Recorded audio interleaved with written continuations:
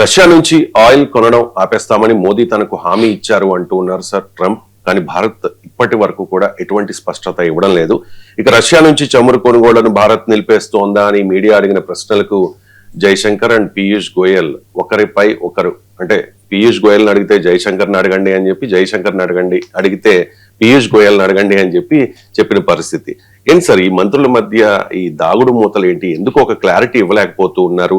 And Russia నుంచి oil కొనుగోళ్లు ఆపితే ఏంటి ప్రమాదం మనకి? చాలా విచిత్రమైన వాదన. పీయూష్ గోయల్ ఏమంటారు, ట్రేడ్ డీల్ గురించి నన్ను అడగండి, రష్యన్ ఆయిల్ నుంచి ఫారిన్ మినిస్టర్ అడగండి. Russian oil is not part of ట్రేడా? అసలు ఏమైనా లాజిక్ ఉందా? ఇప్పుడు రష్యా నుంచి ఆయిల్ కొనడం ట్రేడ్ లో భాగం కాకపోతే దేంట్లో భాగం? అది ఫారిన్ పాలసీలో భాగమా?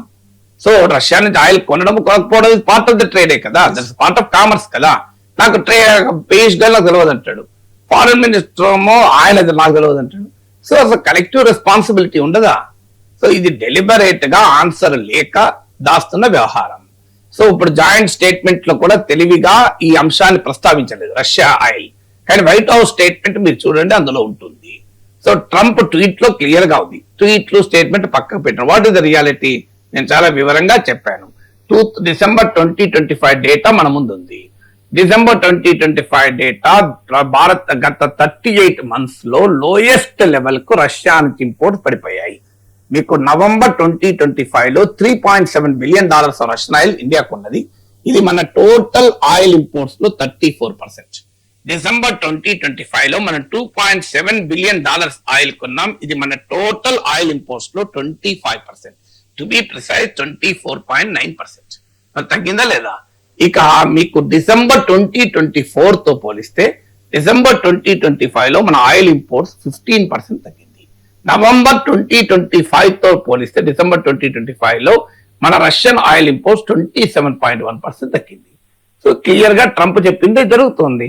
ఒక్క రోజులో పూర్తిగా ఆపేయడం సాధ్యం కాదు, కానీ మోడీ నాకు ప్రామిస్ చేశాడు రష్యన్ ఆయిల్ కొనడం అనేది తగ్గించుకుంటూ వెళ్తారు అని. సో ఇది క్లియర్ గా ట్రంప్ చెప్పిందే కనబడుతుంది. అలాగే అమెరికా నుంచి ఎనర్జీ కొంటాము అని మీకు Indo US trade deal framework for interim deal joint statement లో ఉంది క్లియర్ గా. మీకు ఆల్రెడీ డేటా కూడా అదే చెప్తుంది. డిసెంబర్ 2024 తో పోలిస్తే డిసెంబర్ 2025 లో అమెరికా నుంచి మనం కొన్న ఎనర్జీ ఇంపోర్ట్స్ 31% ఇంక్రీజ్ అయింది. సో ఇది వెరీ క్లియర్. రష్యన్ ఆయిల్ విషయంలో మన ట్రంప్ తో రాజీ పడింది మోడీ ప్రభుత్వం అని ఇంత క్లియర్ గా డేటా చెప్తుంటే ఇక స్టేట్మెంట్లతో సంబంధం ఏంటి? ఇది ఏంటి మరి ప్రమాదకరం? ఒకటి ఫస్ట్ మనను ఈ అంశం పైన ఒత్తిడి చేయడం అమెరికా హిపోక్రసీకి డూప్లిసిటీకి ఉదాహరణ.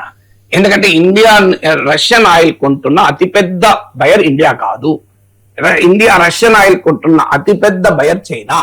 ఇప్పుడు మనకన్నా చైనా ఎక్కువ కొంటుంది. సో మనము 38% ఆఫ్ రష్యన్ ఆయిల్ కొన్న రోజుల్లో చైనా 47% కొన్నది.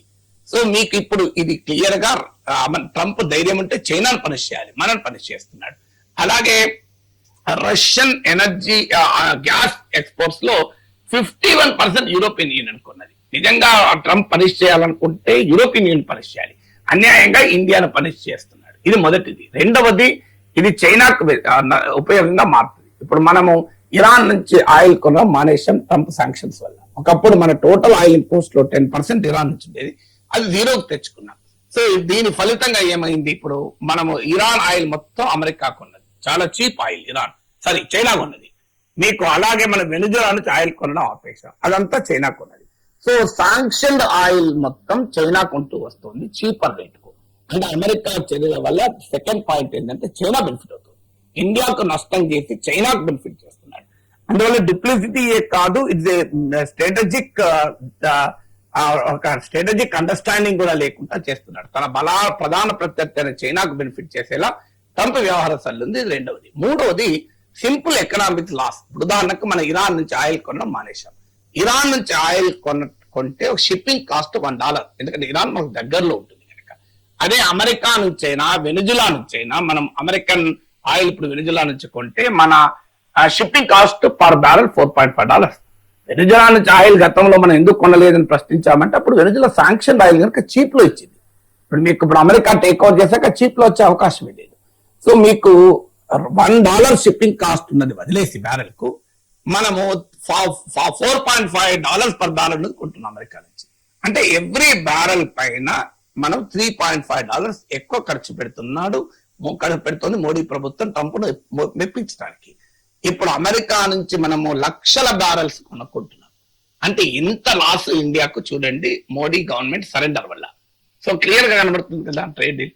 మరి రష్యా నుంచి షిప్పింగ్ కాస్ట్ కాస్త పెరుగుతుంది ఇరాన్ తో పోలిస్తే, బట్ స్టిల్ అమెరికాతో వెనిజులాతో కొనే షిప్పింగ్ కాస్ట్ కన్నా సగమే ఉంటుంది రష్యా నుంచి. ఎందుకంటే రష్యా ఈజ్ మనకన్నా మనకు అమెరికాతో పోలిస్తే దగ్గరలో ఉంటుంది కనుక. సో అందువల్ల క్లియర్ గా ట్రేడ్ డిసడ్వాంటేజ్ ఉంటుంది. రెండవది. మూడవది ఏంటి అంటే మనకు రష్యా నుంచి కొనే దాంట్లో మనం రష్యా నుంచి కొన్నా ఇరాన్ నుంచి కొన్నా మనకు రూపీ అరేంజ్మెంట్ ఉంటుంది. దాన్నే పెట్రో రూపీ అంటారు. అంటే పెట్రోలియం ట్రేడ్ ఇన్ రూపీస్.